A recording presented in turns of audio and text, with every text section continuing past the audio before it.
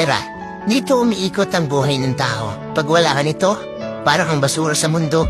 Balibalik-taray man ang mundo, pera ang gumagalaw sa paligid mo.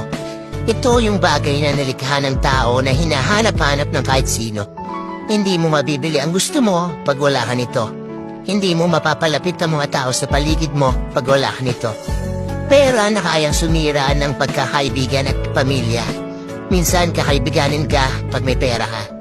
Kikilalanin kang kapamilya pag asensado ka.